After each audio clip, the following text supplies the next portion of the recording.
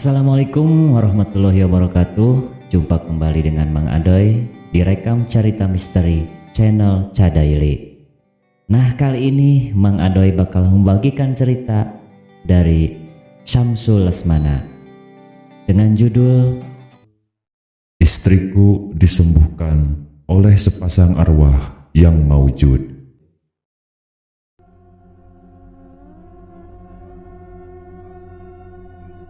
Musibah demi musibah terjadi pada keluargaku.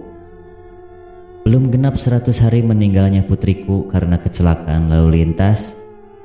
Kini kemalangan kembali menerpa keluargaku. Marni istriku mengalami kebutaan. Gejala kebutaan itu memang sudah nampak sejak setahun yang lalu. Dokter sudah memperingatkan agar istriku tidak bekerja terlalu keras.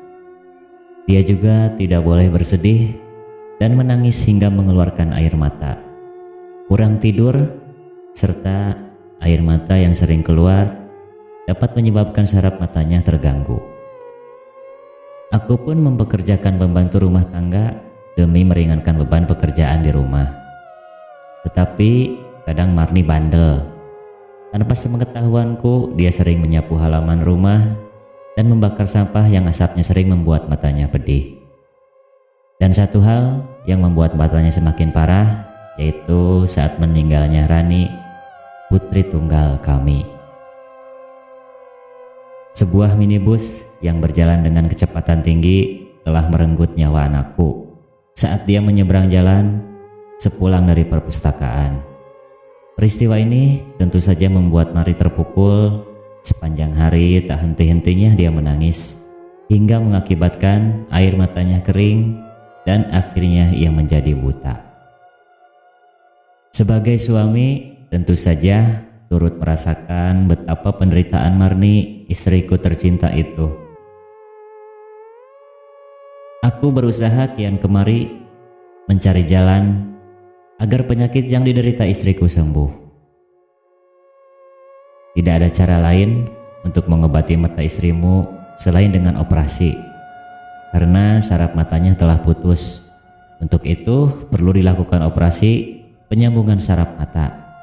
Tapi maaf, biayanya cukup besar, ucap Dr. Nugroho, seorang dokter ahli penyakit mata di rumah sakit swasta Bandar Lampung. Kira-kira berapa biayanya, Dok? Tanyaku.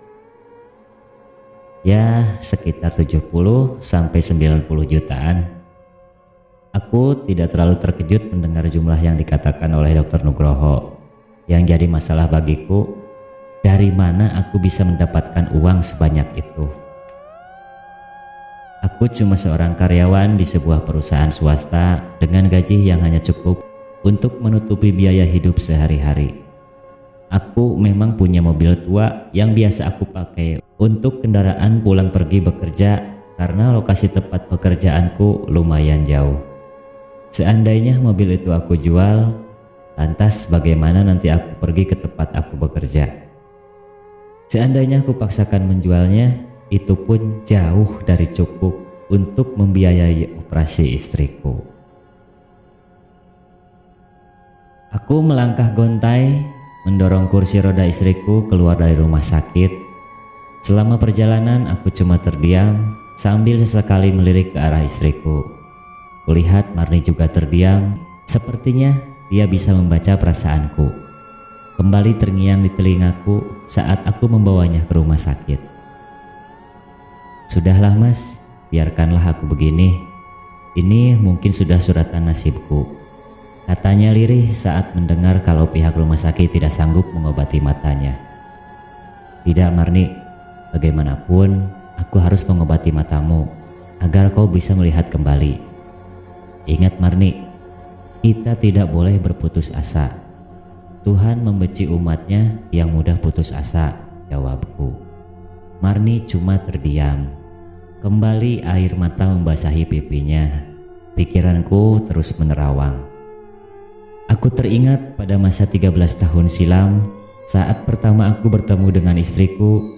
Saat itu Marni gadis sederhana dan pendiam yang telah meruntuhkan hatiku. Kukatakan demikian karena dari sekian banyak gadis yang kukenal dan kupacari, hanya Marni yang dapat meruntuhkan hatiku. Terlintas kembali wajah Fiona, gadis cantik dan pintar, anak seorang pengusaha yang secara demonstratif mengejarku. Namun selama itu aku cuma menganggapnya tak lebih dari sekedar teman belaka. Saat Fiona menyatakan cintanya padaku, dengan halus aku menolaknya. Sikapku itu tentu saja membuat Fiona jadi sakit hati. Kau terlalu sombong, Darto. Perempuan seperti apa sih yang kau cari? Aku ingin melihat perempuan seperti apa yang akan jadi istrimu nanti, ucap Fiona dengan nada sengit. Aku cuma terdiam dan tidak menanggapi ucapannya. Aku sengaja tidak mau menjawabnya karena aku tidak mau dia semakin sakit hati padaku. Dan sejak itu Fiona menghilang dariku.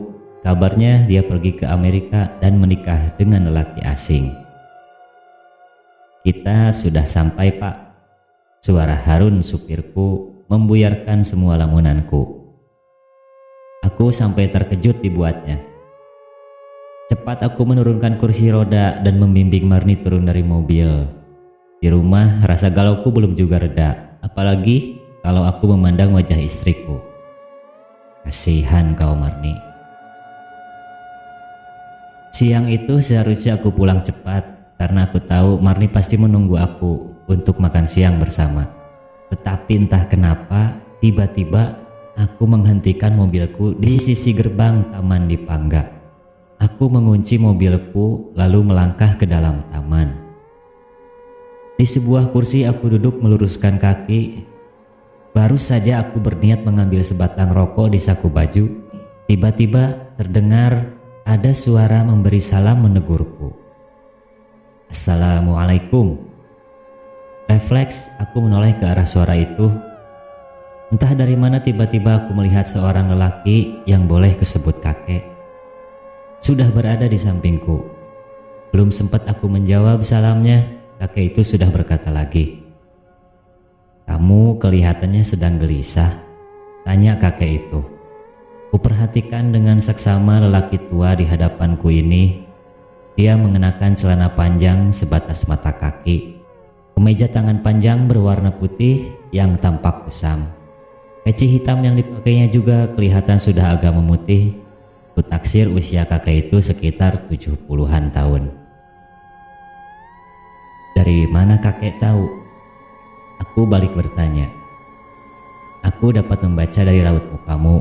Kalau boleh tahu, apa yang membuatmu jadi resah begitu? Istriku sedang sakit, jawabku.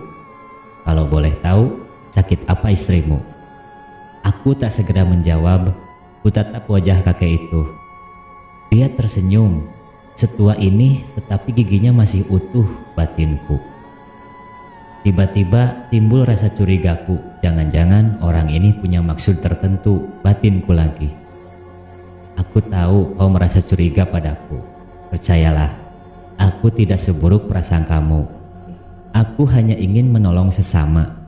Itu pun kalau tidak merasa keberatan. Aneh, kakek ini seperti tahu apa yang aku pikirkan. Dan yang lebih aneh lagi, tiba-tiba aku merasa keraguanku itu jadi hilang. Maka kuceritakan padanya apa yang kurasakan saat ini. Tentang musibah beruntun yang menimpa keluargaku dan juga tentang kesulitan biaya untuk mengobati mata istriku. Setelah mendengar ceritaku itu, kakek yang memperkenalkan dirinya sebagai Ki Anom menawarkan pengobatan alternatif padaku. Dia mengajak aku ke sebuah tempat di daerah Pringsewu. Saat itu tanpa basa-basi, aku menyetujui ajakannya. Siang itu juga kami berempat menuju tempat yang dikatakan oleh Ki Anom. Tempat itu cukup jauh. Jalan menuju ke sana cukup berliku dan terasa asing bagiku, terutama bagi Harun. Ketika Harun mengatakan kalau dia baru pertama kali melihat daerah itu, aku lihat Ki Anom cuma tersenyum. Saat terdengar kumandang azan maghrib dari sebuah musola yang kami lewati, akhirnya kami sampai di tempat tujuan. Mobil kami berhenti tepat di sebuah rumah berdinding papan. Rumah itu kelihatannya sudah tua sekali. Anehnya, tidak ada rumah lain di sekitar tempat itu. Atau mungkin aku yang tidak melihatnya karena suasana sudah gelap.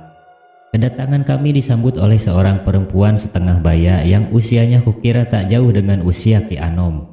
Tetapi meskipun sudah tua, aku masih bisa melihat sisa-sisa kecantikan di wajah perempuan paruh baya itu. Dia memakai kain yang tampaknya masih baru dan kebaya brokat berwarna kuning keemasan. Ki Anom memperkenalkan perempuan itu sebagai istrinya. "Mari masuk, jangan sungkan," kata perempuan tua itu yang menyebut dirinya Nyi Suri. Aku membimbing Marni masuk ke dalam. Suasana di dalam rumah itu nampak remang diterangi sebuah lampu senter yang diletakkan di atas meja. Tak ada barang berharga di dalam rumah itu, cuma ada meja kayu dan sebuah kursi panjang yang terbuat dari kayu. Sedangkan lantainya hanya tanah. Kala aku duduk dan istriku duduk, kulihat Ki Anom berbicara pada istrinya dengan suara lirih setengah berbisik. Kulihat istrinya mengangguk-angguk seraya melihat ke arah kami berdua. Lalu dia mendekati Marni dan berkata, "Berdirilah, aku akan mengobati matamu." Aku segera membimbing Marni berdiri. Nyi Suri lalu mengusap kedua mata istriku berulang kali. "Sekarang kamu antarkan istrimu ke belakang. Di sana ada sumur. Cucilah mata istrimu dengan air sumur itu," ujar Nyi Suri. Aku segera membimbing Marni berjalan ke belakang rumah. Di sana memang ada sebuah sumur yang airnya sangat dangkal. Aku suruh Marni berjongkok. Setelah itu, aku mengambil air sumur dengan tangan kananku dan mengusapkannya pada wajah Marni secara berulang-ulang. Setelah selesai, kamu masuk kembali ke dalam rumah. Pengobatan sudah selesai. Supaya tidak kemalaman, kalian boleh pulang sekarang. Maaf, saya tidak mengantar kalian, kata Ki Anom padaku. Sebelum pamit, kusodorkan amplop yang sudah aku persiapkan sewaktu akan berangkat ke sini pada Nyi Suri. Tetapi perempuan itu menolak. "Simpan saja uang itu untuk keperluan yang lain. Di sini kami tidak memerlukan uang," ujar Nyi Suri. Aku pun tidak berani memaksanya meski rasanya aneh ada dukun yang menolak bayaran dari pasiennya. Tepat pukul 9 malam kami meninggalkan tempat itu. Sepanjang perjalanan pulang, aku tak henti memikirkan apa yang baru kualami di tempat sepasang suami istri misterius itu. Aku katakan misterius karena mereka hanya tinggal berdua di tempat yang terpencil tanpa tetangga sama sekali. Dan yang membuat heran, aku sama sekali tidak merasa kalau Nyi Suri benar-benar mengobati istriku. Sebab dia tidak melakukan ritual layaknya dukun yang mengobati pasiennya. Rasa heranku semakin menjadi-jadi setelah amplop pemberianku ditolaknya. Pukul 1 dini hari kami sampai di rumah. Ketika hendak turun dari mobil, tiba-tiba Marni merasa sesuatu yang aneh pada matanya. Samar-samar dia bisa melihat bayangan rumahnya. Semakin lama pandangannya semakin jelas. "Subhanallah mas, aku bisa melihat lagi," pekiknya kegirangan. Dia berlari dan bersujud di depan pintu. Aku segera memburu dan memeluknya dari belakang. "Benarkah kamu sudah bisa melihat?" tanyaku setengah tak percaya sekaligus gembira. "Iya mas, aku bisa melihat lagi," kata Marni sambil mengangguk. "Subhanallah, terima kasih ya Allah," bisikku. Kami berpelukan meluapkan rasa gembira. Kini suasana yang bahagia penuh kegembiraan kembali mewarnai keluargaku. Tiada hentinya kami bersyukur pada Allah Subhanahu wa Ta'ala yang telah mengembalikan kebahagiaan yang sempat hilang dalam keluarga kami. Kami juga mengucapkan terima kasih pada Ki Anom dan Nyi Suri yang telah mengobati istriku. Besok kebetulan hari libur. Bagaimana kalau kita berkunjung ke tempat Ki Anom untuk menyampaikan kabar gembira sekaligus mengucapkan terima kasih pada mereka, kataku pada Marni. Keinginanku langsung disambut gembira oleh Marni. Iya mas, bagaimanapun mereka berdua telah berjasa besar pada kita, terutama pada diriku, jawab Marni. Keesokan harinya aku dan Marni dengan ditemani Harun sopirku berangkat ke rumah Ki Anom. Sengaja kami pergi pagi-pagi agar nanti pulangnya tidak kemalaman. Di tengah jalan kami mampir ke minimarket untuk membeli oleh-oleh buat Ki Anom dan istrinya. Kamu masih ingat jalannya kan Run? Tanyaku pada Harun. Harun mengangguk pasti. Dia membawa mobil dengan keyakinan tinggi jika dirinya tidak salah jalan. Namun setelah beberapa waktu lamanya kami berkendara, kami dibuat bingung karena kami tidak menemukan rumah Ki Anom. Kamu yakin tidak salah jalan Run? Tanya istriku mulai cemas. Tidak bu, saya yakin rumahnya di sini. Saya masih ingat betul ketika malam itu saya memarkir mobil di bawah pohon sawo ini, jawab Harun sambil memperhatikan pohon sawo di depannya.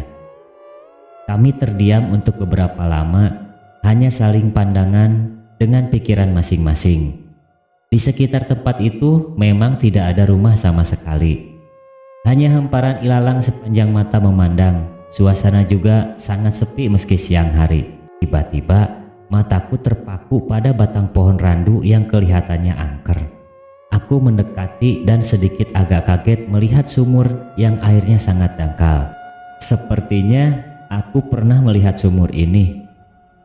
Tidak salah, ini adalah sumur tempat aku mencuci muka Marni saat berobat ke Ki Anom dan istrinya, kataku dalam hati. Dan astaga, dadaku berdegup sangat kencang ketika mataku melihat sepasang makam di bawah pohon randu yang sudah hampir rata dengan tanah. Nisannya yang terbuat dari kayu nyaris habis dimakan rayap. Jadi tiba-tiba bulu kuduku merinding. Belum lagi reda rasa takutku, tiba-tiba aku dikejutkan oleh suara seseorang. Itu makam Ki Anom dan istrinya. Kasihan, tidak ada keluarga yang mengurusnya, ujar laki-laki tua yang tiba-tiba sudah berada di depanku. Bagaimana Anda tahu? Tanyaku keheranan. Saya warga sekitar sini, kebetulan tadi lewat di sini dan lihat Bapak sedang terbengong. Saya kira Bapak keluarga Ki Anom, jawabnya sambil berlalu tanpa memberi kesempatan padaku untuk bertanya lebih jauh soal Ki Anom. Buru-buru aku kembali ke tempat istriku yang berdiri di bawah pohon sawo. Aku ceritakan sekilas apa yang sesungguhnya telah terjadi. Marni memekik saking takutnya. Berarti yang kami temui malam itu arwah Ki Anom dan istrinya yang maujud demi menolong kamu. Buru-buru kami beristighfar. Duh Gusti, mohon ampun atas segala dosa. Sungguh ini sangat muskil dan sulit dicerna dengan akal sehat. Tetapi saat ini aku tidak mau berpikir macam-macam. Aku ambil hikmahnya dari peristiwa yang kami alami dan mengembalikan semuanya pada Allah Subhanahu wa Ta'ala. Sebab tidak ada yang mustahil di dunia ini jika Allah sudah berkehendak. Sebagai umatnya, aku harus percaya pada keajaiban ini. Dalam perjalanan pulang, aku berjanji akan segera datang lagi ke tempat itu untuk memugar makam Ki Anom dan istrinya. Jauh di dasar hati, aku berterima kasih pada mereka dan berdoa semoga arwah mereka mendapat ketenangan dan kesempurnaan di sisi Allah Subhanahu wa Ta'ala. Nah, demikian cerita kali ini. Mang Adoy pamit diri. Terima kasih sudah menyimak cerita ini. Terima kasih buat penulisnya. Mohon maaf apabila banyak salah kata. Sampai jumpa di kisah rekam cerita misteri lainnya. Akhirul kalam. Wassalamualaikum warahmatullahi wabarakatuh.